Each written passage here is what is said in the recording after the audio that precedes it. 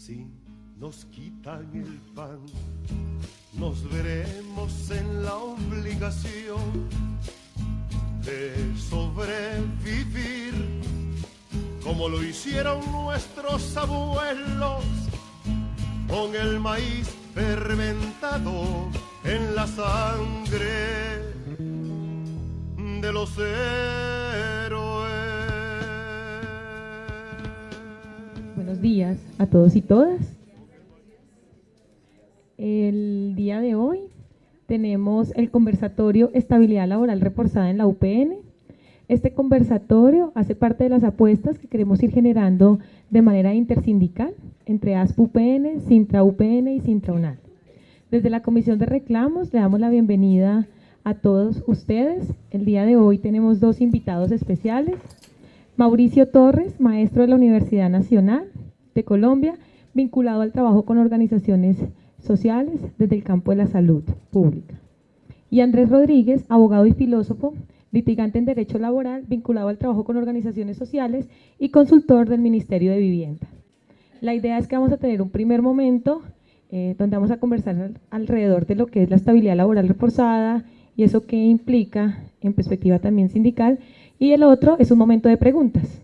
Inicialmente quiero comentarles que un grupo de profesores de la Universidad Nacional desde hace mucho tiempo trabajamos con organizaciones sindicales, con las centrales de trabajadores en el tema de salud laboral.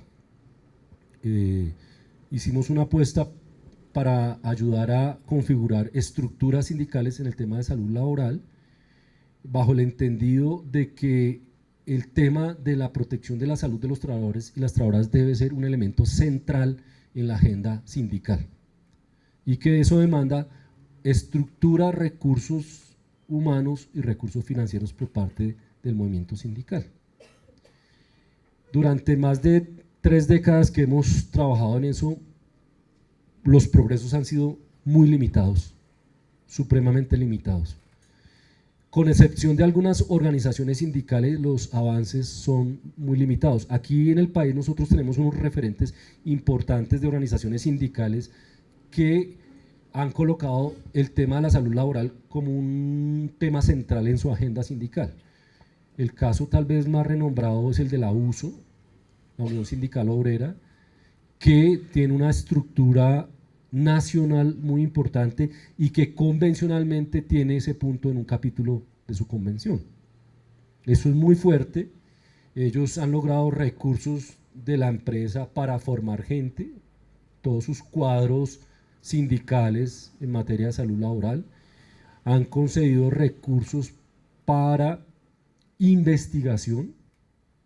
Dentro de Ecopetrol jalonado, liderado por la USO, se han hecho investigaciones importantes, por ejemplo, para ver el tema del benceno y sus efectos sobre la salud de los trabajadores.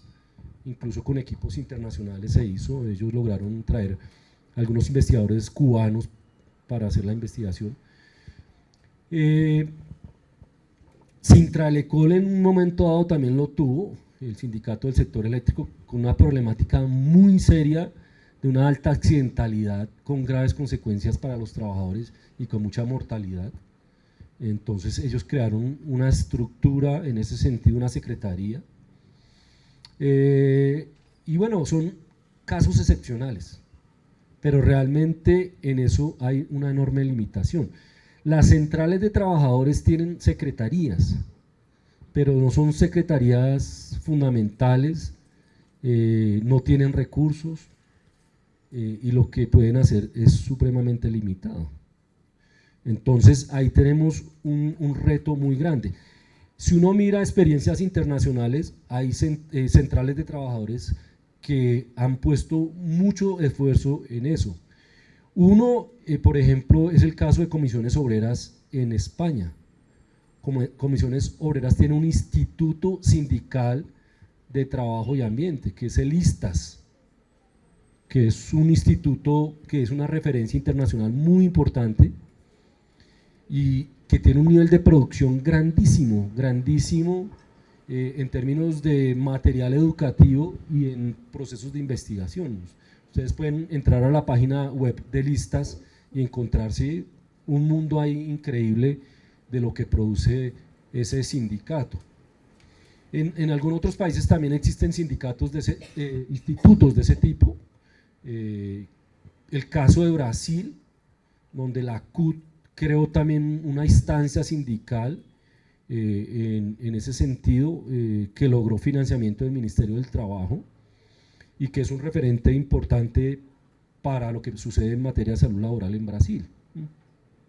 Entonces digamos que también tenemos ejemplos internacionales que nos permiten ver que cuando el movimiento sindical le apuesta a este tema, puede hacer muchos avances y puede sobre todo conseguir la protección de la salud y de la vida de los trabajadores y las trabajadoras, ¿cierto? Ese es un primer elemento que les comento. El otro elemento que les comento es que en el país nosotros venimos teniendo una problemática muy seria en materia de salud de los trabajadores y las trabajadoras, que está relacionado en gran medida con que no existen políticas ni empresariales ni estatales de prevención y de promoción. El país tiene un sistema general de riesgos laborales, que es la estructura formal a la cual se aseguran los trabajadores y trabajadoras en materia de riesgos laborales, pero ese enfoque lo que privilegia es una visión indemnizatoria. Es decir, el sistema no actúa para que el evento no aparezca, sino que actúa una vez que el evento se da para indemnizarlo. Y ahí, ese es un primer elemento que yo quiero citar acá en esta conversación. La apuesta no es a que demos la pelea para que una vez que aparezca el evento, el accidente de trabajo, la enfermedad laboral, ganemos para que la gente sea indemnizada o reubicada o pensionada. No, esa no es la apuesta central. La apuesta central es a que no se den esos eventos, a que no se produzca la accidentalidad, a que no se produzca la enfermedad, a que no se produzca la muerte laboral, ¿sí? Porque nada, ningún dinero, ninguna pensión repara el daño en la salud que le ocurre al trabajador. Ningún dinero, tengamos claro eso, ningún dinero le devuelve la pérdida de capacidad laboral a un trabajador, la amputación de una mano, la pérdida de un ojo, ¿sí? La pérdida de la audición, la pérdida de la movilidad humana, nada de eso. La apuesta central no está ahí, la apuesta central está para que no suceda. Y eso implica entonces apostarle a políticas de prevención y de promoción como eje central. Entonces que ahí empieza una primer disputa con la orientación del sistema general de riesgos laborales, ¿sí? Porque en esa lógica de aseguramiento, ¿sí? La lógica de las aseguradoras no es una lógica para que los eventos no ocurran. La lógica de las aseguradoras es evitar que se reconozcan los eventos, que es totalmente distinta. Eso es igual que cuando se asegura un carro, exactamente igual, la lógica es exactamente igual, ¿sí? Cuando uno asegura su carro y le pasa algo, después tiene que irse a enfrentar con la aseguradora porque la aseguradora quiere bajarse del reconocimiento de que se estrelló o se lo robaron o se incendió, porque allá en letra menuda aparece una cláusula que decía que si usted estaba después de las 8 de la noche, eso no lo cubría, ¿sí? Para citar un ejemplo hipotético. Exactamente lo mismo ocurre con las administradoras de riesgos laborales. La apuesta de ellos no es a que los eventos no ocurran, sino a no declarar el origen laboral de los eventos, ¿sí? Entonces estamos en un plano absolutamente distinto al que nosotros queremos, ¿sí? Entonces ese es un primer elemento que quiero que aquí quede resonando. El segundo elemento, por supuesto, es que estamos en un escenario donde la gente está enferma producto de su trabajo, y entonces pues tenemos derecho a reclamar lo que le corresponde a los trabajadores y las trabajadoras, ¿cierto? Necesitamos en ese sentido entonces fortalecer los mecanismos para el reconocimiento del origen laboral, tanto de los accidentes como de las enfermedades laborales, ¿sí? Para que entonces operen los mecanismos de protección que están desafortunadamente para los trabajadores formales, porque eso no existe para los trabajadores informales, El sistema general de riesgos laborales solamente cubre a los trabajadores formales. El grueso de la población laboral en Colombia, que es informal, está absolutamente desprotegido en esta materia. ¿Sí? Un trabajador aquí que está en la calle, ¿sí? Y ocurre un acto ahí de accidente, una bomba, y ese trabajador termina herido o muerto, pues nadie protege a su familia en ese sentido, porque él no está adscrito, ¿cierto?, a un sistema de riesgos laborales, pero eso es un asunto de orden laboral porque es en el escenario donde él trabaja, donde sucede el hecho. Si él no trabajara ahí, pues no le hubiera sucedido. Entonces, ese es otro de los grandes problemas que nosotros tenemos acá. Bien, en el país desde el año 2006 empezó a presentarse un fenómeno que viene en incremento, que seguramente ustedes lo han escuchado, y es que empezaron a surgir unas asociaciones de trabajadores y extrabajadores enfermos por el trabajo. Entonces, los trabajadores empiezan a darse cuenta que el trabajo los enferma, las ARLs no reconocen el origen laboral de esos eventos, las empresas los expulsan y esos trabajadores quedan en una enorme desprotección. Entonces, algunos sindicatos toman ese tema y lo empiezan a enfrentar, el caso del abuso, que es una organización sindical con la que nosotros trabajamos. Pero en general los sindicatos no asumen eso. Y frente a esa ausencia de acción del movimiento sindical, aparecen de manera paralela las asociaciones de trabajadores. ¿Sí? Entonces, hoy en día tenemos asociaciones de trabajadores y extrabajadores enfermos del sector automotriz, del sector minero, del sector del atún y del camarón, del asbesto, sí señora, también del asbesto, y de sectores agrícolas. ¿Sí? Uno de los casos más sonados, que no sé si lo saben, es el de los trabajadores de General Motors, la compañía automotriz que se llama Colmotores, que cumplieron 7 años de tener una carpa al frente de la Embajada de Estados Unidos. ¿Sí? Esa asociación se llama Asotrecol.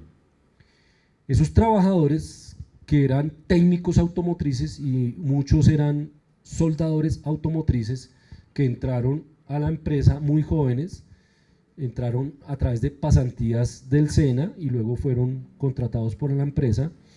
En el lapso de 7 años hicieron daños osteomusculares severos que los llevó a incapacidades severas. ¿Sí? Tenemos el caso del dirigente de Asotrecol, Jorge, que un hombre que entró a los 21 años y a los 28 años tenía 8 patologías encima, con daños severos que le llevaron incluso a manejos quirúrgicos en su columna lumbar. O sea, en 7 años ese hombre, el proceso productivo le destruyó su salud y la empresa lo expulsó. Ni la ARL le reconoció el origen laboral de sus enfermedades, él perdió su trabajo, perdió su capacidad laboral, porque es un hombre que tiene una pérdida de capacidad laboral muy grande y quedó a su propia merced. Entonces él empieza una lucha muy aguerrida porque se reconozca su origen laboral de las patologías y porque la empresa reconozca eso, y le lleva a la idea de conformar esta asociación que en su momento congregó un número importante de gente.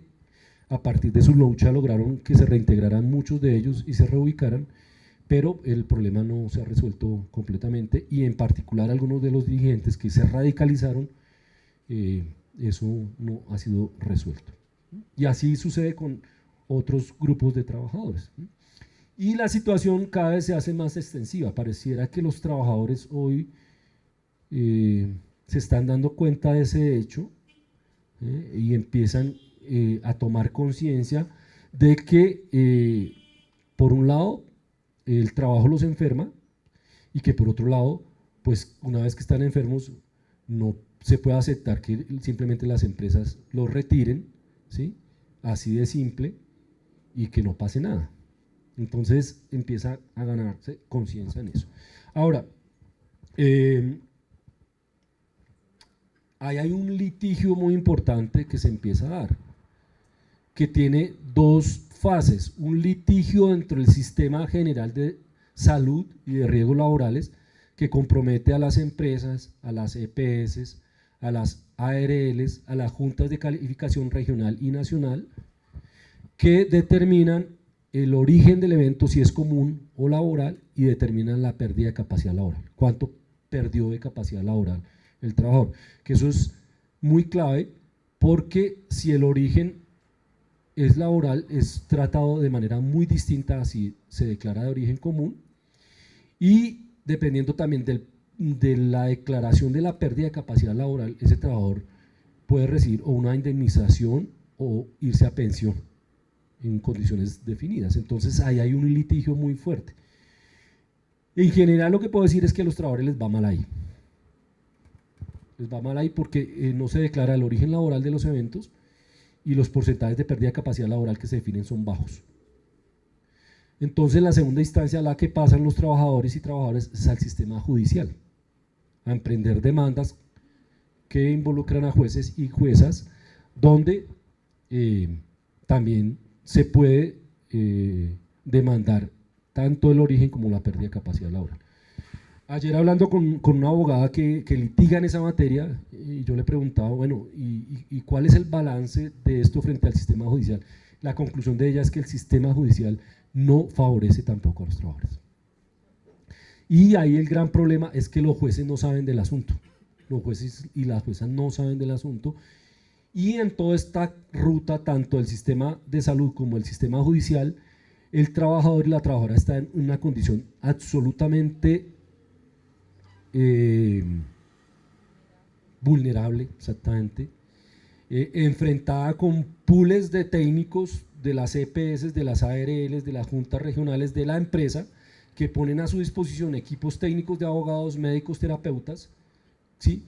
Y el trabajador y la trabajadora está absolutamente sola disputando en un escenario técnico y político esas demandas. Entonces es muy difícil que los trabajadores ganen esos procesos.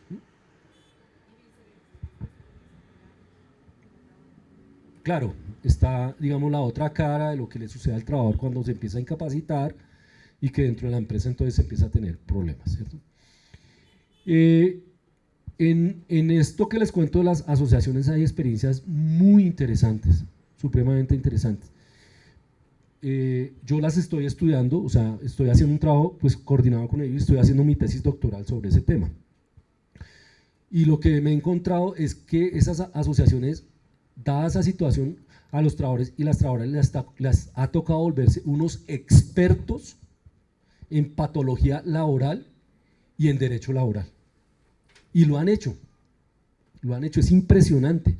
Jorge Parra, yo lo llevé a una clase en la universidad y me dio una clase de patología osteomuscular. El tipo sabe con precisión lo que tiene y lo describe con los términos clínicos o sea, es impresionante, es impresionante. Hace un mes estuve con Edna Guzmán, que es la compañera de la asociación Fundación Manos Muertas en Cartagena del sector del atún, y esta compañera en esa experiencia se da cuenta que la prueba reina en esto para asociar condiciones de trabajo y enfermedad laboral es el análisis del puesto del trabajo en una perspectiva histórica. Pues ¿qué hace Edna? Que se pone y levanta su análisis de manera histórica ella misma, siendo una obrera del atún, ¿sí? Pero ella misma hace técnicamente eso con tal perfección que ella logra que sus 8 patologías todas sean declaradas de origen laboral. Y eso es un asunto de ella, ¿sí? De la inteligencia de ella y de la inteligencia de estos otros trabajadores. Entonces digamos que es impresionante, pero la lección que queda ahí es que sin ese apoyo técnico, sin esa elaboración técnica, no es posible que los trabajadores y las trabajadoras avancen en ganar ese tipo de demandas. Y ese es un reto entonces para el movimiento sindical.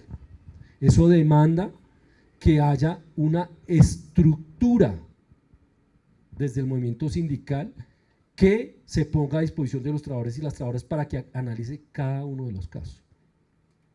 En la experiencia que hemos venido teniendo con Andrés y los profesores de la universidad, pues sí, nosotros nos llegan algunos trabajadores, miramos el caso del trabajador, lo orientamos, pero para nosotros es imposible recibir casos de los trabajadores porque eso implicaría dedicarnos absolutamente a eso. O sea, el analizar un caso de un trabajador le puede llevar a uno un día completo de trabajo. Mirar toda su historia clínica, ¿sí? Empezar a asociarla con sus condiciones de trabajo. Y lo mismo desde la parte legal, jurídica. Es estudiar la posibilidad de qué tipo de demandas, cómo se estructura una tutela o cómo se estructura la demanda, cómo elaboro el recurso de apelación. O sea, eso es una cosa que requiere mucho tiempo, ¿sí? Y dedicación. Entonces, realmente lo que nosotros venimos plantando desde hace mucho tiempo es que eso, sin una estructura, pues lleva a esto. O sea, sí, nosotros podemos hacer una charla, un comentario general, pero más allá estamos imposibilitados. Bien, como parte de ese ejercicio del trabajo que hemos venido haciendo con las asociaciones y como parte también de mi trabajo doctoral, entonces hemos hecho varias cosas. Hicimos un documental que debía haberlo traído, debimos haber empezado con eso, pero bueno, un pequeño documental sobre el caso de Azotrecol, donde ellos narran ahí su situación y lo que vienen. Está en YouTube, sí, eso fue hecho desde abajo, con televisión desde abajo, que es prensa independiente. Ahí de pronto lo pueden encontrar fácilmente. Y también planteamos entonces la necesidad de elaborar una cartilla que oriente. Nosotros dijimos, la cartilla va dirigida más como a dirigentes que toman el tema y luego lo replican con trabajadores y trabajadoras, ¿cierto? Es como el sentido general de la cartilla, pero no sé, ustedes valorarán. Entonces, este es el borrador de la cartilla, la estamos terminando de discutir y luego entonces vamos a poderla disponer electrónicamente y difundirla ampliamente y vamos a tener algunos números en papel. Entonces, esto se la podemos hacer llegar para que sea de uso de ustedes. Fíjense en el título que le hemos puesto, protección de los derechos a la salud en el trabajo. No estamos diciendo de entrada accidentes, enfermedad laboral, ni estabilidad laboral reforzada. No, nuestro horizonte es que se proteja la salud y la vida de los trabajadores y las trabajadoras, ¿sí? Eso es lo central e inicial, ¿sí? Orientaciones para cuando se producen accidentes de trabajo y o enfermedades laborales para la protección de derechos laborales en salud y seguridad social de los y las trabajadoras. Porque lo que nos dimos cuenta es que se afectan esos tres derechos. O sea, con un accidente o una enfermedad, no solamente se afecta, digamos, el derecho a la salud, sino que es que se afecta el derecho laboral y el derecho de la seguridad social. Por ejemplo, en el caso de Jorge, el compañero del sector automotriz, él quedó con unos problemas de salud muy serios, o sea, se afectó su derecho a la salud. Al ser expulsado del trabajo, perdió la asistencia médica, la perdió porque él ya quedó desafiliado. Entonces perdió sus derechos de seguridad social que estaban involucrados con asistencia en salud y con que la ARL reconociera y protegiera sus derechos en riesgos laborales. Y además quedó sin trabajo. Entonces se afectaron ese conjunto de derechos en ese trabajador, que es lo que pasa en muchos de los trabajadores y las trabajadoras. Y por eso entonces titulamos así la cartilla. Entonces la cartilla lo que muestra es, bueno, ahí simplemente estamos contando de dónde previene.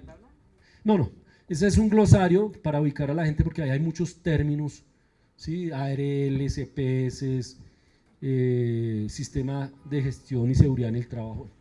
Entonces, simplemente para que la gente se ubique, el Comité Paritario de Seguridad y Salud en el Trabajo. Baja, por favor. Si me ayudas, por favor, ir bajando. Y ahí en la introducción simplemente explicamos que esta cartilla surge de un proyecto de investigación que hicimos con un movimiento internacional que se llama el Movimiento de Salud de los Pueblos, donde en esa investigación un caso fue el de Azotrecol. Y a partir de ahí entonces ubicamos la necesidad de que recursos de este proyecto fueran destinados a esta cartilla. Siguiente, por favor.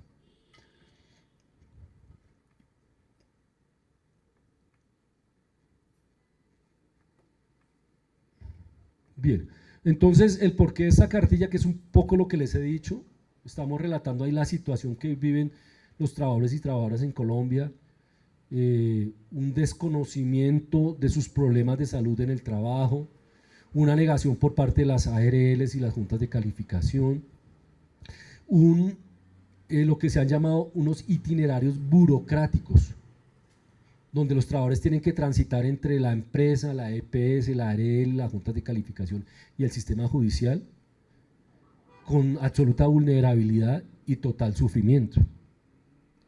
Y que eso entonces demanda pues tener un instrumento que les permita acercarse con más detalle al problema y ver cómo puede enfrentarlo. Siguiente, por favor. O lo bajas, por favor.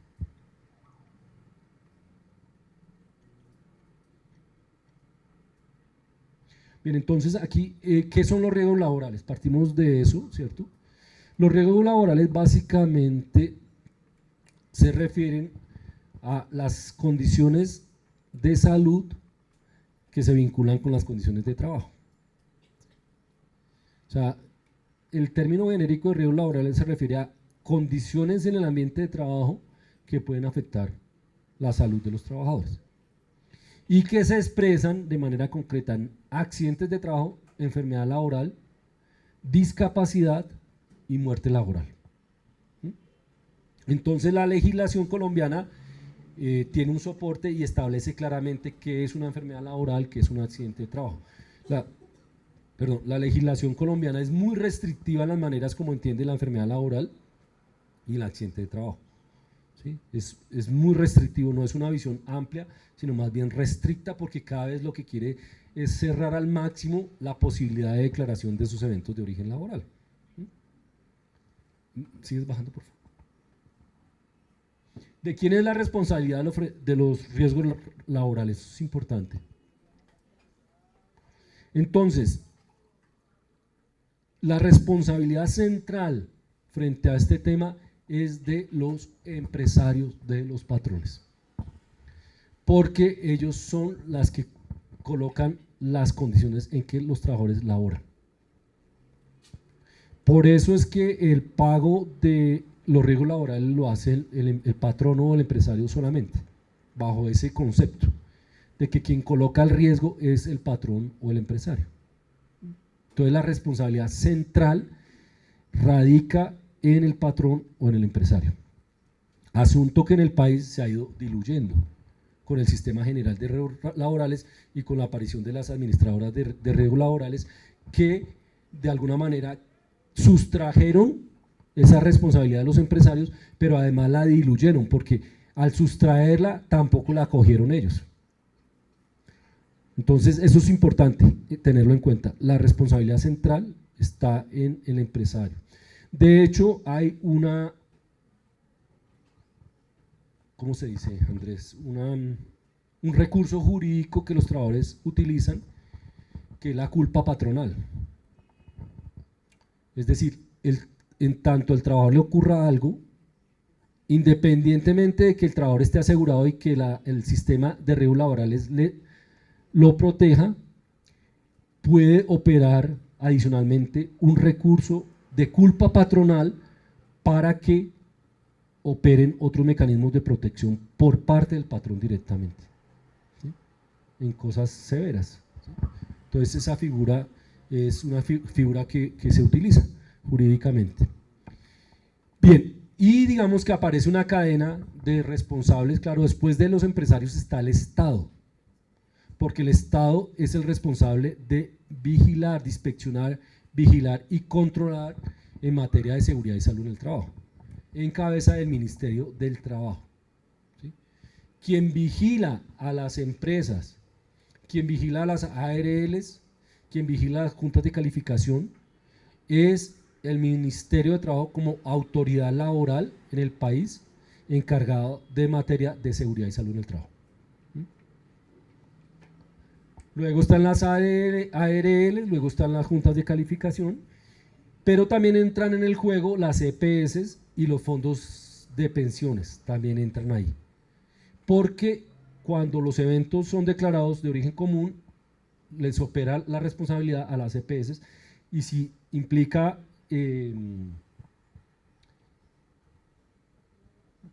pues pensiones o incapacidades, el sistema de pensión también entra en operación, ¿sí? Entonces, esos actores están ahí en juego. Bajas, por favor. No alcanzo a ver qué hay. Bueno, acá está entonces lo que es una enfermedad laboral que está definida normativamente. Una enfermedad laboral es toda aquella enfermedad que tiene una relación directa con las condiciones de trabajo.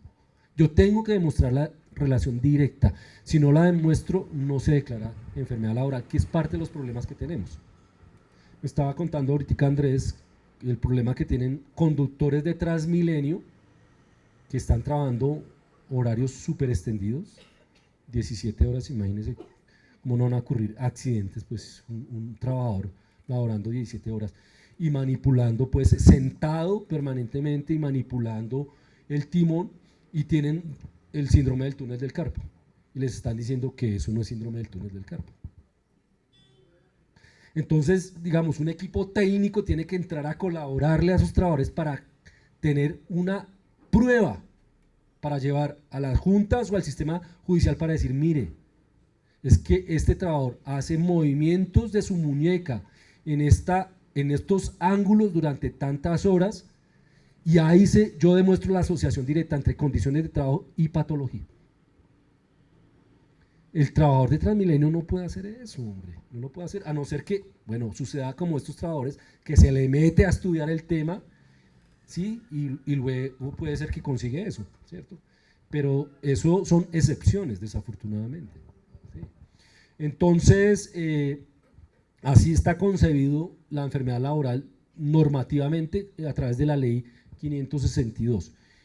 Hay una tabla de enfermedades en el país que tiene 387 enfermedades laborales, pero la norma dice que si se demuestra esa relación directa, aunque no esté en la tabla, se acepta, ¿sí?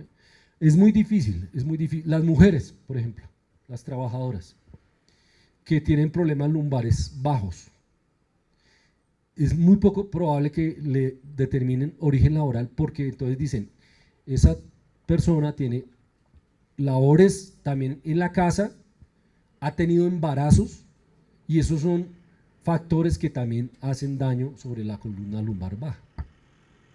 El problema de la vena varice en las mujeres principalmente, igual, ¿sí? Una compañera de servicios generales que trabaja pues todo el día de pie, ¿sí? Tiene una carga que pues tiene efectos sobre el sistema circulatorio periférico, sobre las venas de las piernas. Pero como esa trabajadora tuvo 2 hijos, no se le declara el origen laboral. Entonces es un campo difícil, es un campo difícil. Al hecho de que en Colombia se diagnostican anualmente en el país 10.000 enfermedades laborales, 10.000, con una población asegurada de 10 millones de trabajadores. Eso en países como Suecia, Finlandia, Noruega, Dinamarca, que son países muy avanzados en materia de seguridad y salud laboral, pues contrasta. Allá en Suecia se diagnostican 100.000 enfermedades laborales al año, ¿sí? Entonces, ¿qué sucede en el país? Pues que no se diagnostica la enfermedad. No es que no tengamos, no, el problema es que no se diagnostica por múltiples razones y por las presiones que tienen entre otras por las presiones que tienen las ARLs para que eso no suceda. Siguiente, por favor.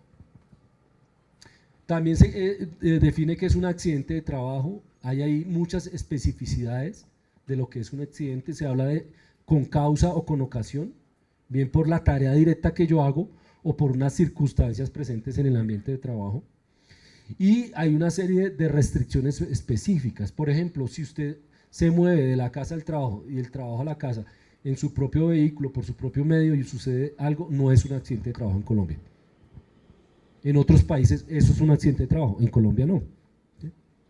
Y así una serie de hechos ahí específicos que, como les digo, lo que buscan es estrechar la manera de reconocer el origen laboral del accidente. ¿Sigues para abajo, por favor? Bien, entonces, cuando un trabajador está afiliado al Sistema General de Riesgos Laborales, que es el caso de ustedes, tiene derecho a 2 tipos de prestaciones: prestaciones asistenciales y prestaciones económicas. Entonces, asistenciales, ese trabajador tiene que ser asistido médicamente, si lo requiere quirúrgicamente, tiene que ir a rehabilitación. Y si es por el campo de riesgos laborales, ahí no hay ninguna cortapisa, se le atiende absolutamente todo. A diferencia del sistema de salud, que ustedes saben, hay restricciones en lo que puede acceder un trabajador o una trabajadora. Esa es una primera gran diferencia. En las prestaciones económicas puede tener derecho a la incapacidad, que es del 100%, cuando es de origen laboral, 100%. Cuando es de origen común, solo el 75%. Puede tener derecho a una indemnización, al pago de un dinero, si pierde capacidad laboral entre el 5 y el 50%. Y si pierde más del 50%, tiene derecho a pensión. En el evento común no hay indemnización. Si un trabajador pierde capacidad laboral entre el 5 y el 50% por un evento de origen común, no hay indemnización. Y si pierde más del 50% de capacidad laboral, se pensiona, pero las condiciones de pensión son absolutamente distintas de origen común a las de origen laboral. Entonces las diferencias son enormes, son grandes. ¿Sí? Pasas, por favor.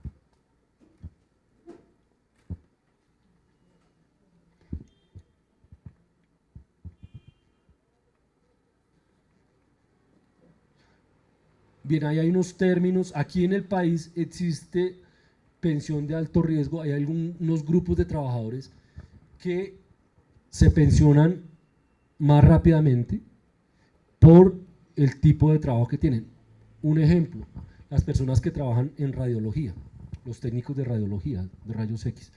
Por las exposiciones que tienen de radiaciones, esos trabajadores tienen, por un lado, derecho a 2 vacaciones al año, y pueden pensionarse a 15 años de trabajo y a cualquier edad.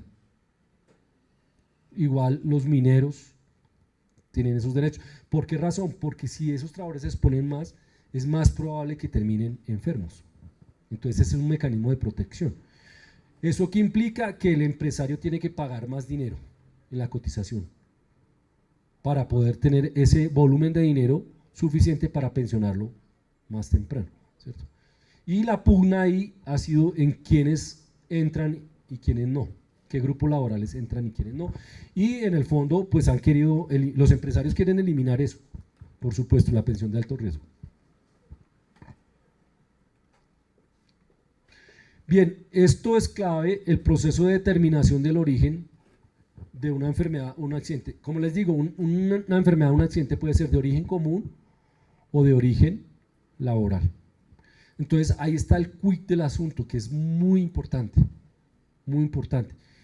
Eso, entonces, digamos, tiene unos procedimientos técnicos y unos pasos.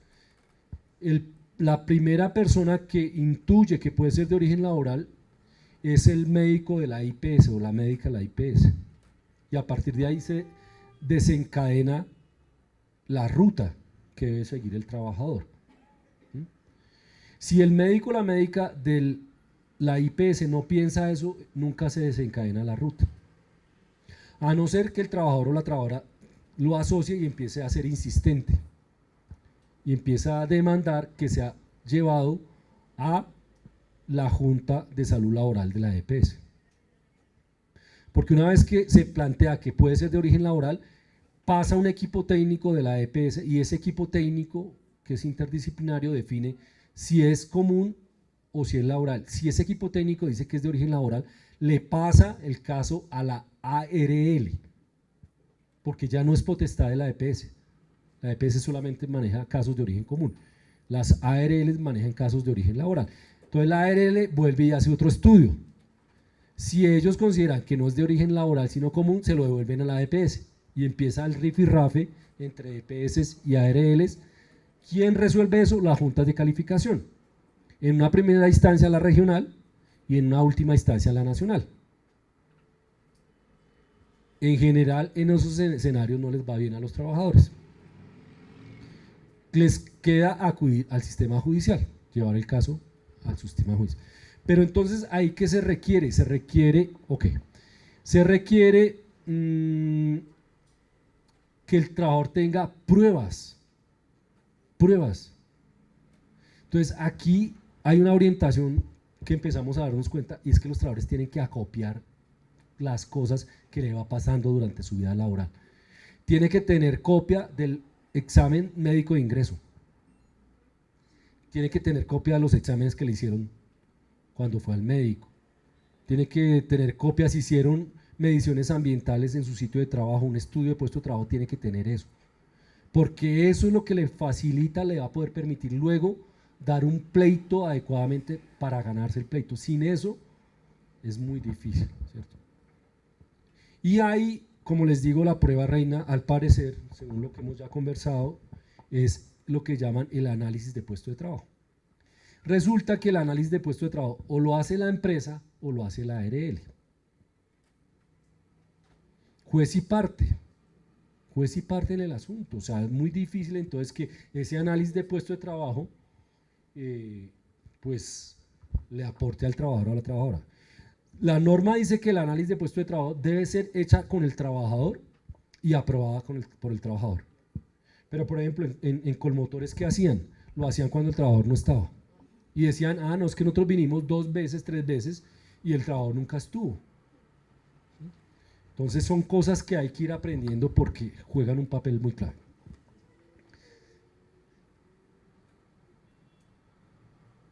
Bien, baja por favor, eso ya lo he mencionado. Baja. Esta cartilla muestra unas rutas de lo que debe hacer el trabajador. Es un trabajo de John Ríos, bájalo, ahí no se va a ver tan claramente de esta manera, pero John Ríos, que es el presidente de la Federación de Asociaciones de Trabajadores Enfermos, que es un tipo también que se le ha metido al tema y que está estudiando seguridad y salud en el trabajo, se puso a estudiar la carrera de seguridad y salud en el trabajo. Él ha hecho una serie de rutas para indicarle al trabajador: cuando usted está en esta situación, haga esto; cuando está en esta situación, haga esto; cuando esté en esta situación, haga esto. Eso está en la, bájalo un poco más, está en la cartilla con una serie de gráficas, que es parte de lo que la cartilla quiere orientar. ¿Qué paso seguir cuando ocurre una TEL? ¿Sí? Entonces, él dice ahí con mucha precisión eso, ¿cierto? Accidente de trabajo y enfermedad laboral. Bien, ahora, más adelante en la cartilla aparece el recurso de, pues que es como se convoca esta reunión, de estabilidad laboral reforzada, que es un recurso jurídico que tiene, lo buscas por favor y miramos la definición, que es un recurso jurídico que se tiene, que busca proteger a los trabajadores y las trabajadoras, en donde un empresario, un patrón, no puede despedir a un trabajador que esté en condición de vulnerabilidad por su condición de salud, ¿sí? Hay un recuadro por ahí, creo, estabilidad laboral reforzada, sí. Entonces dice: la Constitución Política en el artículo 53 establece los principios que en el ámbito laboral deben ser reconocidos a los trabajadores, dentro de los cuales se encuentra la estabilidad laboral reforzada. Es una protección a los trabajadores y trabajadoras formales y contratistas que, encontrándose en un proceso de afectación de su salud, no puede realizar el trabajo en la forma habitual o no puede asistir a la empresa. De esta manera, un trabajador o una trabajadora afectada en su salud o en estado de debilidad manifiesta, no es posible terminar el contrato aún estando en el vencimiento del plazo pactado o la culminación de la obra, por lo cual el empleador o contratante, antes de dar por terminado el contrato, deberá solicitar la autorización al Ministerio del Trabajo. ¿Sí? Entonces, esa figura protege al trabajador y a la trabajadora cuando está en una condición de vulnerabilidad en su salud, aún terminando el contrato de trabajo. Ojo, aún terminando el contrato de trabajo. Terminado el tiempo del contrato, si el trabajador está en esa condición, no puede ser retirado del trabajo, solo por autorización del Ministerio del Trabajo. Encontrarse en estabilidad laboral reforzada para un trabajador o trabajadora significa que no sea despedido en razón de la situación de vulnerabilidad por su condición de salud y por lo tanto permanezca en el empleo hasta que su situación lo requiera. Esto implica que si un trabajador o trabajadora ha sufrido un accidente o una enfermedad, bien sea de origen común o por causa de trabajo, ojo, ahí no importa que sea de origen común, también aplica, o de origen laboral, puede recurrir al amparo de la estabilidad laboral reforzada para no ser despedido y por esta vía se garanticen sus derechos de salario y prestaciones así como los de atención médica que su caso requiera. Al conocer este recurso constitucional, él o la trabajadora en una situación que lo requiera puede hacerlo saber al empleador verbalmente o por escrito, y de no ser escuchado por el empleador debe hacerlo conocer por escrito al Ministerio del Trabajo a través de sus direcciones territoriales. Entonces es un recurso muy importante jurídico que tienen los trabajadores y las trabajadoras, que ahora pues Andrés podrá profundizar. Bajas. Por último, la cartilla lo que hace es un llamado a que los trabajadores y las trabajadoras se organicen. O sea, la defensa de la salud en el trabajo no se puede hacer si los trabajadores y las trabajadoras no se organizan. ¿Sí? Entonces es un llamado a fortalecer las organizaciones sindicales, a fortalecer los procesos organizativos colectivos de los trabajadores y las trabajadoras, que coloquen como tema central de su agenda la protección de la salud y de los trabajadores y las trabajadoras. No lo decimos ahí, pero es lo que les dije al comienzo, realmente el movimiento sindical frente a esa situación tiene que responder con altura, porque no lo ha hecho, y en parte las asociaciones por eso aparecen, ¿cierto?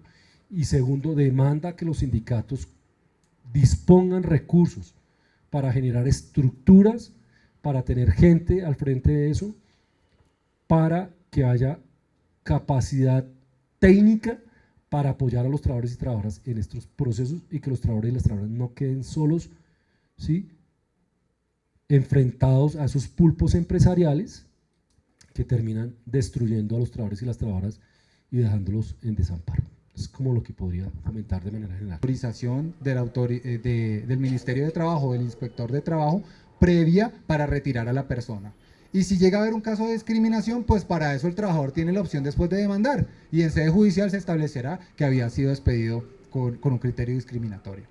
El problema, como ustedes saben, es cuántos trabajadores en ese escenario pues podrán conseguir un abogado, pagar para presentar la demanda y a posteriori acreditar que habían sido despedidos por un caso de discriminación, ¿sí?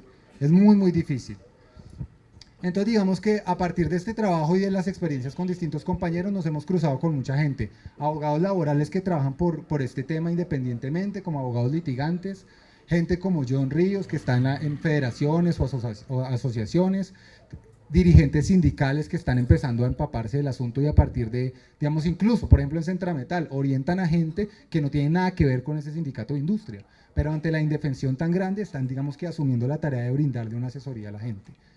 Nosotros, como decíamos con Mauricio, hay un problema objetivo, y es que seguro si ustedes están acá, algún interés tienen y muchos tendrán su propio caso, ¿sí? Y ahí nos tocará particularizar y establecer cuáles fueron los hechos, durante qué periodo, qué pruebas tiene, hacer toda la trazabilidad. Pero una cosa importante es que, digamos, podamos discutir nosotros democráticamente estos asuntos, ponerlos en una agenda, porque no aparecen en primer plano. O sea, nos están quitando lo poco que hemos ganado, hay un ataque sistemático para eso, y nosotros estamos como indefensos, ¿no? Hay muchos micos en el Plan Nacional de Desarrollo, ¿no? Entre esos, por ejemplo, el trabajo por horas, bueno, la pensión, ya, además de que ya nos pusieron a los que están en fondos privados el tema del cambio de riesgo, ¿no? Entonces digamos que nosotros tenemos que politizarnos y poner el derecho al servicio de eso, ¿no? Tratar como de ubicar qué podemos hacer con relación a eso. Obviamente, decíamos con Mauricio, una primera charla aproximatoria es muy problemática para tratar de indagar cada uno de sus casos, pero la idea es que podamos hacer equipo y hacerle la propuesta a ASPU, que como sindicato acá en la universidad, en la que hay montones de casos en los que hay violaciones o personas están en riesgo, se pueda dar una línea política y jurídica para afrontar esto. Y que le copien, yo creo, a la idea de gente como Mauricio, que está tratando de consolidar un equipo, de buscar ayudas y financiamientos para montar algún tipo de organismo que nos permita despersonalizar el asunto, porque no va a ser un abogado ni un médico extraordinario el que nos salve. Necesitamos crear organismos que nos permitan a todos poner nuestro granito de arena, y que el que sepa replique y le enseñe a otro y lo ayude a guiar, etcétera, etcétera. Me parece que por eso el tema del manual y la cartilla es clave a ese respecto. O sea, nosotros tenemos que tratar de democratizar ese conocimiento, que no es una cosa de expertos, no se necesita que un abogado cobre muchísimo por una tutela para poder hacer estas cosas. Como les digo, muchísimos trabajadores ya lo están haciendo, hay unas que ganamos, unas que perdemos, pero se necesita un organismo para que podamos procesar esas lecciones que no se queden los casos dispersos de que alguno le dice a uno siempre, sí, yo la puse y gané el reintegro, otro no, yo la puse y no lo gané, yo gané el reintegro pero me dijeron que tenía que demandar dentro de los 4 meses siguientes, pero como no demandé me sacaron. Necesitamos organismos y equipos que nos permitan sistematizar esas experiencias, sacar lecciones y compartirlas. Entonces me parece muy importante la posibilidad de ASPU que nos da acá, de hablar en este espacio, pues para que nos conozcamos al menos y ustedes sepan, hay alguna gente que tiene esa inquietud y podemos ya luego, me parece, dialogar y si quieren sobre la base de pronto de algunas cosas o experiencias propias que tengan, pues tratar de avanzar en lo de la construcción de un conocimiento colectivo, ¿sí? Yo lo dejaría ahí, me parece muy clave que porque digamos que suena muy garantista hasta lo que dejó Mauricio, pero me parece muy importante poner el énfasis en que estamos siendo sujetos de otro ataque, ¿sí? Y que hay jueces que en estos momentos están negando el tema de la protección por considerar que uno no cumple ciertos requisitos. Entonces con la gente estamos tratando de ir todavía más a la segura, ¿no? O sea, blindarnos lo máximo posible. Entonces si usted es prepensionado, entonces no basta, como antes que decía, no, es que me falta menos de 3 años, entonces ya, ¿sí? No, tenemos que tratar de establecer y cuántas semanas le faltan por cotización, porque ha habido restricciones a eso respecto, ¿no? O sea, no vamos a esperar indefinidamente que cumpla los 3 años y si no tiene las semanas y tampoco se va a pensionar, pues no lo vamos a proteger. O que más allá de eso usted muestre que no ha recibido estrictamente la pensión. A veces está una resolución, pero uno no recibe el ingreso y termina ahí en una brecha. O que pueda demostrar, por ejemplo, que efectivamente usted es una persona vulnerable y que de ese ingreso depende su mínimo vital porque no tiene otros. Ha habido gente a la que le rechazan cumpliendo todos los requisitos porque le dicen, ah, no, pero usted ahí le sale que tiene otro ingreso. Entonces necesitamos blindarnos, ¿no? Necesitamos hacer procesos conjuntos, de discutir a fondo, de prepararnos, y digamos que ojalá este sea un primer escenario para avanzar en una formación más estricta en cada... En relación a cosas concretas, el tema de los tercerizados, que es un problema muy grave, la Corte Constitucional lo que mencionó es que a pesar de que los trabajadores estén tercerizados, la responsabilidad de quien contrata o subcontrata sigue existiendo. Si la universidad subcontrata, eso no quiere decir que no siga teniendo responsabilidad sobre quienes trabajan aquí. Y por lo tanto sobre la universidad recaen responsabilidades directas, ¿sí? Y eso ya fue discutido y hay jurisprudencia de la Corte Constitucional. En materia de seguridad social, por ejemplo, es que eso fue a partir de casos de Ecopetrol que tercerizaron.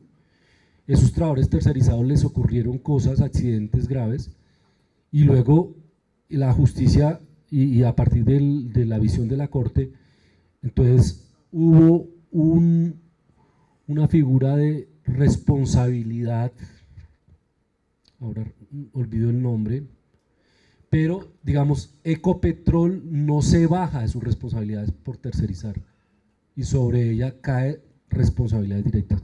Entonces, ojo, frente a figuras tercerizadas, no es que el empresario que generó la subcontratación deje de tener responsabilidad frente a los hechos. Entonces, creo que eso hay que tenerlo en cuenta de manera importante.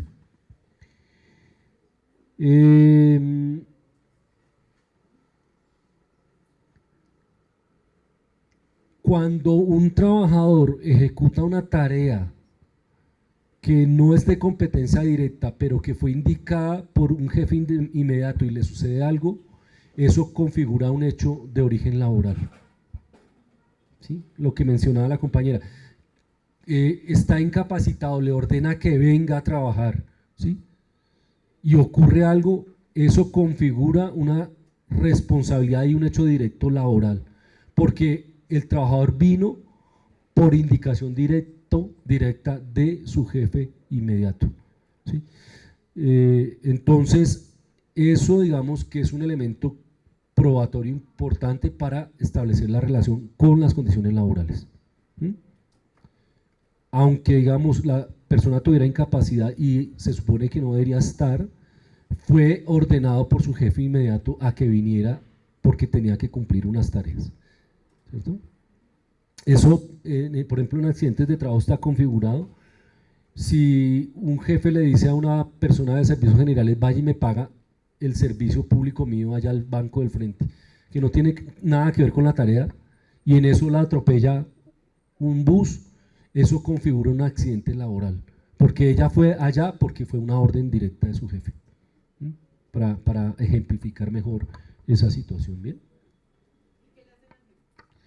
Puede haber, claro, problemas, claro, recae sobre él responsabilidades, por supuesto, porque él no tenía por qué haberle ordenado ese tipo de cosas que no tienen nada que ver con lo laboral.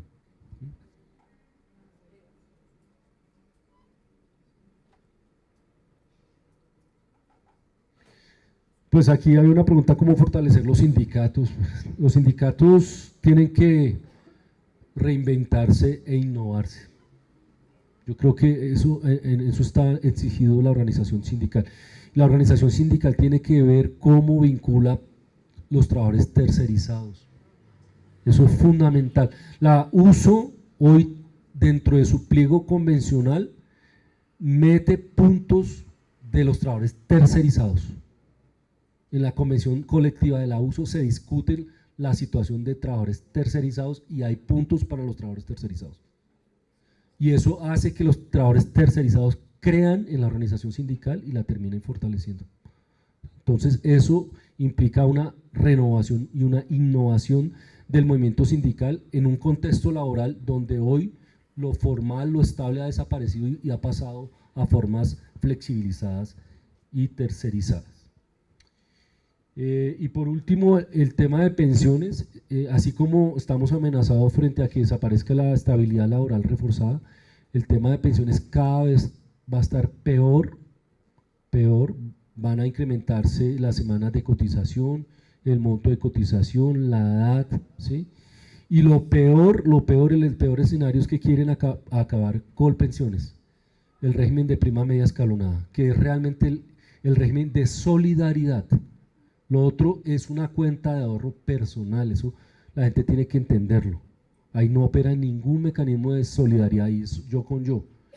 Y lo que hoy se sabe es que el grueso de la gente que está en los fondos privados de pensiones no se pensiona, porque no alcanza a tener los montos de dinero ahorrado para una pensión, para un mínimo. Entonces, ese es otro gran mecanismo de expropiación del trabajo. Los fondos privados de pensiones son mecanismos de expropiación del trabajo, ¿sí? Y si la gente no entiende eso, y si no fortalecemos Colpensiones, y si no luchamos porque no se elimine Colpensiones, el escenario va a ser aún peor. El escenario va a ser de que no vamos a perder el derecho a la pensión. Ojo, porque la pensión es un derecho, el derecho que tiene un trabajador y una trabajadora, que al verle servido a la sociedad durante un tiempo, tiene derecho a recibir una pensión, ¿sí? La pensión no puede ser visto simplemente como si fuera el beneficio que tendría un individuo porque ahorró. Ojo, eso no es pensión. El pensión es un derecho que la sociedad debe garantizarle a sus trabajadores y sus trabajadoras porque laboraron durante 2 o 3 décadas al servicio de esa sociedad, ¿sí? Y no visto como una... Vea, sobre el tema de corresponsabilidad de entidades que tercerizan, para mí es clave, digamos, que la gente ubique que en el país han tratado de reglamentar el tema de la tercerización vía decreto y no se ha podido. A la fecha, digamos que la Corte ha considerado que hay tercerización legal e ilegal, ¿no?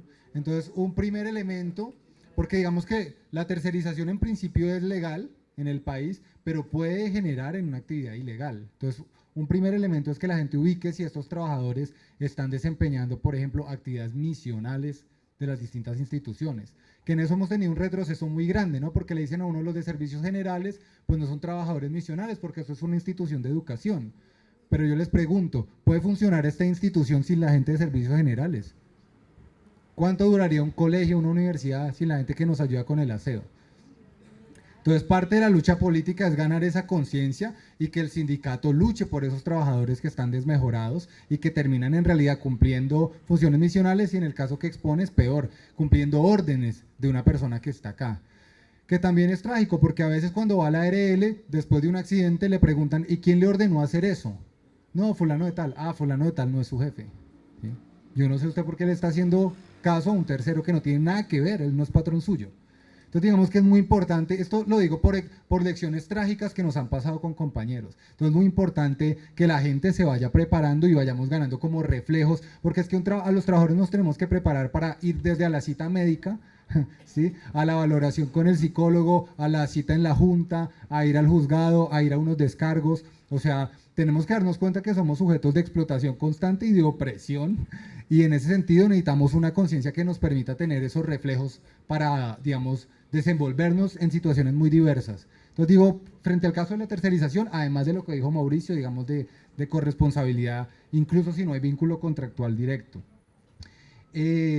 Para eso muy clave el apoyo de los sindicatos, como dicen, por ejemplo, en el magisterio colombiano también hay los de servicios generales, celaduría, todos tercerizados, y tienen regímenes de opresión nefastos. O sea, los supervisores los sacan, los trasladan, los desmejoran, y hay gente que está en una fragilidad tan alta que es muy difícil decirle, pero Lucho, usted sí puso la queja, porque sabe que pierde el trabajo, ¿sí? Entonces es muy importante que las organizaciones sindicales recuperen principios de clase, y uno clave que es la solidaridad, y se apersone a esos compañeros. Y por ejemplo, les extienda, si tiene la capacidad, un abogado para que los pueda orientar en X o Y circunstancias. Digamos que eso es una cosa muy importante que tenemos que recuperar en términos organizativos. Frente a los compañeros que estando en incapacidad trabaja, también es un problema que tenemos, es una limitación muy grande. Hay compañeros que dan la lucha y les dan restricciones para desempeñar las actividades, y un mecanismo de presión de las empresas es que les quitan las horas extras. Ah, bueno, usted está enfermo, listo, entonces yo le quito las horas extras. Y entonces en la quincena, pues hay una desmejora sustancial. Entonces los compañeros dicen, se fija, ¿para qué me hice reconocer las enfermedades laborales que tengo? ¿Para qué me hice calificar? No me hubiera hecho eso. Los compañeros que no se hacen calificar, como les digo, cualquier descuido, las empresas lo sacan y hasta luego. Pero digamos que hay medidas de presión, entonces hay muchos que por no perder las horas extras siguen trabajando, aún con restricciones, aún con incapacidades. Y cuando ocurre un accidente, la empresa le dice, ¿pero usted no era que tenía restricciones? Venga, compañeros, yo quiero que vengan todos ustedes. ¿Alguno de ustedes los hemos obligado a trabajar con restricciones médicas? Es responsabilidad suya. Entonces digamos que parte de ganar en la conciencia es que la gente deje de pensar en términos inmediatos y vea a un más largo plazo. Frente a lo de protección por estabilidad laboral reforzada, quiero insistir, no es solo para caso de discapacidad o que uno tenga personas de discapacidad bajo su tutoría, sino que está el tema de maternidad o paternidad, el tema incluso durante el periodo de lactancia, que ahí hay una trampa también por vía jurisprudencial, porque se supone que 6 meses después uno lo cubre el periodo de lactancia y se presumía que el despido era con motivo discriminatorio, si uno lo despedían, tenían que acreditar que no. Ahora dicen que si es los 3 primeros meses se presume, pero si son los últimos 3 meses no, y en eso la gente también sufre un descalabro. Personas que tenemos casos que las despiden a los 3 meses y un día a las madres, ¿sí? Entonces dice, usted, ahora yo no se presume discriminatorio, usted me tiene que probar a mí que yo la discriminé. Y pues imagínese eso. Tenemos el caso de cabeza de familias, prepensionados, el caso, digo, en situaciones de acoso laboral, se puede pelear, de fuero sindical, etcétera. Y en el tema de salud, digamos que justamente el tema es que nos demos la pelea, porque hay sentencias de la Corte Suprema ahora que dice que es que uno tiene que tener al menos una calificación moderada, o sea que tiene que tener entre el 15% y el 25% de pérdida de capacidad laboral para que aplique la protección por estabilidad laboral reforzada. Nosotros estamos en contra, afortunadamente la Corte Constitucional está en contra de esa posición. Dice que no se le puede exigir a una persona que tenga un diagnóstico, porque imagínese, ¿cuánto se tarda uno el proceso de calificación de pérdida? Porque primero tiene que usted que le califiquen el origen, después que le califiquen el porcentaje de pérdida, y eso es una lucha. Nosotros tenemos compañeros que sufren de túnel del carpo en las 2 manos, manguito rotador, hernia discal, operación en la rodilla, perforaciones en los ojos por polvo y problemas broncopulmonares, que nunca les reconocen el asma como de origen laboral, les dicen que es apnea del sueño y los mandan para la casa. Y tienen porcentaje de calificación 15% de pérdida de la capacidad laboral. Entonces digamos que es terrible, ¿no? Y esos son compañeros con los que apelamos y apelamos y apelamos y demandamos y documentamos. Y está el tema que decía Mauricio, usted va y le dice, muéstrame su estudio de puesto de trabajo, y el estudio de puesto de trabajo hecho por la ARL o la empresa es perfecto, y le dice, usted no alza peso, usted no hace movimientos repetitivos, usted no hace movimientos por fuera de los ángulos de confort, etcétera. O sea, el estudio de puesto de trabajo no se refleja lo que usted hace, y la gente siempre hace más de lo que dice ahí. Entonces le toca a uno, o lo cambiaron de cargo, cuando lo vieron que se enfermaba lo cambiaron y le hacen un estudio de puesto de trabajo que no refleja lo que hizo hace 15 años. Entonces nos toca con los compañeros reconstruir y documentar. Y hay empresas en las que es muy difícil. Hay empresas donde usted toma una foto y lo echan. O le dicen que está violando la confidencialidad. Pero dice uno, ¿yo cómo hago para probar que yo sí alzo eso manualmente? Porque no tengo apoyo mecánico. Entonces digamos que nos toca sacar lecciones a ese respecto. Por eso yo creo que es clave la conciencia que ustedes han tomado acá y lo de organizarse, porque es muy difícil. O sea, si uno no está organizado, si alguien no lo orienta, no lo acompaña, no le da consejos, uno necesita hasta el compañero que le tome la foto a veces, el compañero que le ayude a hacer la carta, el compañero que le ayude a hacer la grabación. Y por eso necesitamos un tema de un esquema de solidaridad. Sin eso, como decíamos con Mauricio, es imposible, por más de que usted contrate al abogado más caro del mundo, que además no le va a llevar ese proceso porque trabaja para las ARLs. En el otro tema de los prepensionados, yo creo que acá me han manifestado unas preguntas al respecto. Hay que preparar el tema, como les dije, hay que cumplir unos requisitos que les falte menos de 3 años, que tengan un mínimo de semanas cotizadas, si no estoy mal, que les falten menos de 156 o 53 semanas, que además dependan de ese ingreso estrictamente para que proceda la protección vía tutela. Pero digamos que hay otras cosas que son producto de la precariedad, porque es que tenemos muchos problemas los trabajadores. La tercerización es uno, los contratos de prestación de servicio, que son en realidad contratos realidad, es otro, el tema de la nivelación salarial es otro, o sea, hay gente que hace lo mismo que uno y gana más. Y el tema de las pensiones, pues lo que tú dices, eso es un delito, o sea, en realidad que la gente cumpla la edad y no se pueda pensionar porque le faltan las semanas, porque la han tenido precarizada y nunca ha trabajado 12 u 11 meses, es una tragedia. Entonces tenemos que dotarnos yo no tengo todas las respuestas, el asunto es organicemos, busquémoslas e incidamos, ¿sí? Porque creo que nadie es caudillo o mártir, o sea, nosotros no aspiramos a que un gran político nos va a sacar de todo esto. El asunto es que nosotros nos organicemos y tratemos de hacer incidencia y establecer objetivos prioritarios y estratégicos y mirar en cada caso. También dependerá de la situación de los compañeros, si tienen pruebas, ¿sí? Si presentaron algún requerimiento o no, con los de OPS, si hay contrato realidad o no. Muchas veces cumplen órdenes, cumplen un horario y están vinculados bajo modalidad de supuestamente contratista. Entonces, todo ese tipo de cosas las tenemos que documentar, por eso es muy clave. O sea, yo creo que en política hay que hablar con hechos y en derecho a hablar con pruebas, ¿sí? Entonces, por eso es muy clave que nosotros, digamos, como primer paso adelante, me parece ya clave que nosotros, digamos, que ganemos la conciencia de que esta situación pasa y que nos tenemos que organizar y luchar, porque de lo contrario nos van a aplastar. Bueno, frente a el acoso laboral, como les digo, es difícil, los casos de acoso muchas veces son sutiles, y pues la patronal ha aprendido, ellos aprenden más rápido que nosotros. Entonces, así como han tenido estas lecciones, yo les cuento, muchas empresas que asesoran, por ejemplo, bufetes muy importantes, mientras en eso estamos Mauricio y yo, en un bufete de abogados importante va a haber 80 chinos como yo, llevándoles los casos chiquitos, ¿sí? Y ellos tienen a las empresas, le hacen ya sus estudios de riesgo y tienen su matriz y le dicen, mire, voy a analizar cada trabajador y que está enfermo y le voy a sacar un porcentaje de riesgo. Entonces, yo calculo que si llega a poner una tutela, tiene el 30% de probabilidades de ganar. El 10, el 60, ta. Yo le propongo, saquemos 30 y si nos gana el reintegro 1, pues, no importa, salimos de 29. Ese es el negocio, anímese, ¿no? Entonces nosotros estamos en la otra orilla, ¿no? Y estamos tratando de defendernos de eso, con las uñas, ¿no? Es muy difícil, de esto no se vive, de hecho uno a veces pierde, es una cosa loca. Yo pensaba que me iba a encontrar más abogados laboralistas que defendieran trabajadores, cuando a mí me daban clases habían muchos así, pero ya casi no, porque es que prefieren irse a trabajar con una ARL, con una EPS, etcétera, o sea, que le garantice un ingreso. Entonces es muy clave cómo construir una perspectiva a este respecto. El asunto es cómo darle continuidad a estas cosas, y eso implica que las organizaciones y la gente se organice y proponga tareas. Si ustedes no proponen tareas, esto queda acá, ¿sí? Y ya, nos vimos, quedó como una anécdota, queda el video y no nos volvemos a encontrar. Entonces es importante que quienes dirigen o quieren organizarse para dirigir, propongan tareas. Tenemos este problema, este es el diagnóstico, proponemos esto y esto y esto. Esa es la única forma de que la gente se movilice y aprenda. Bueno, para ponerle la palabra, yo también tengo un comentario, y es que agradezco mucho el espacio y agradezco que hoy estemos discutiendo sobre la salud. Yo sí creo que situarnos en la manera en que afecta la precarización y la explotación la vida de nosotros y de nuestros compañeros es vital. O sea, poder decir es que es la vida del profesor que se enferma, es la vida del trabajador que se enferma, es la vida de los hijos, eso me parece que no podría pasar por alto.